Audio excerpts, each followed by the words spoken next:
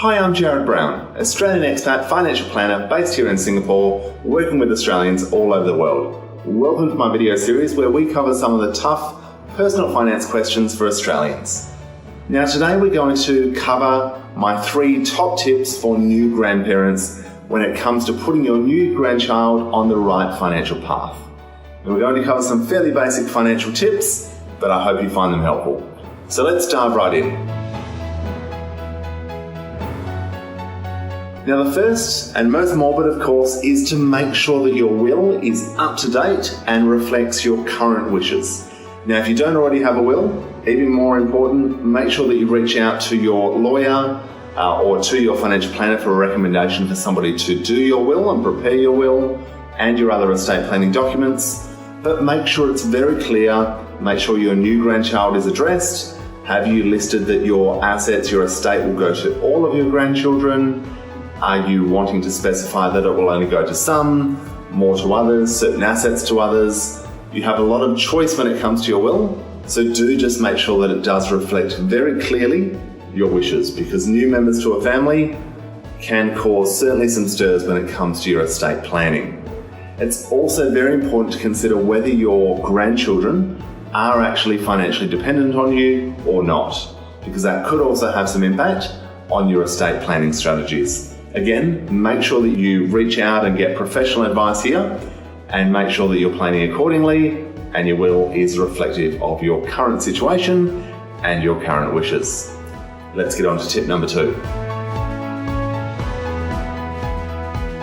Now the second tip, and this is particularly important for those living in Australia or those planning to retire in Australia, and that is all around gifting money or gifting assets to your grandchild or grandchildren.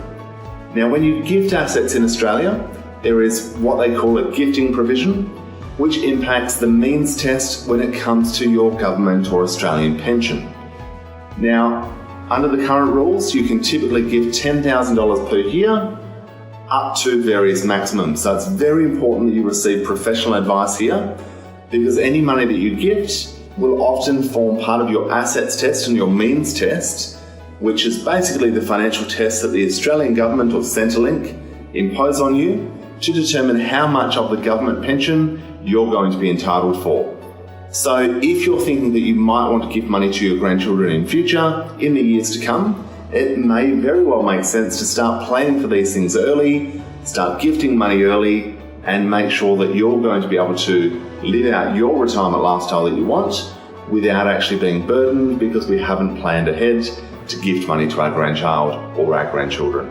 So again, reach out, get some advice here. This can be a tricky one.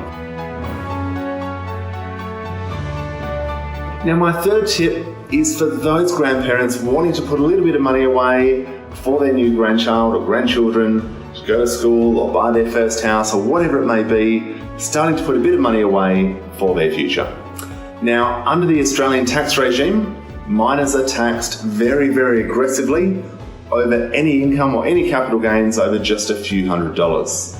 So we don't really have the ability to put a lot of assets in our grandchildren's name. What we can do instead is we can set up a separate investment account or a separate savings account in the parent's name or in our own name with the benefit or the beneficiary named as our grandchild. So obviously here it's important to plan accordingly, particularly for Australian expats. If you're living in different countries, that's going to have a different impact tax-wise. We may want to put those assets in the name of somebody who's living in a very low tax environment. Singapore, for example, might be a good choice for many, but make sure that it is clearly listed with the intent to go to your grandchild, and make sure that you have the flexibility to put money in, take money out, and that it's going to actually achieve the goals that you've set out to achieve. But do just make sure that you don't get caught out by these unnecessary tax surprises, because they can be particularly burdensome. Quite often tax rates above 50% can apply. So it's very important, get professional advice, do your homework here, and make sure that the money is in the right place. So I hope that these 3 very simple tips help to answer some of the basic questions when it comes to finance and your new grandchild or grandchildren, and you can spend your time just focusing on spoiling them and enjoying your time with your new grandchildren. If you have any questions at all, please do feel free to reach out. I'd love to hear from you. If you have any tips for our future videos, please do let me know. Please do subscribe, like the videos. I hope you find them helpful. I look forward to seeing you next time. Thank you.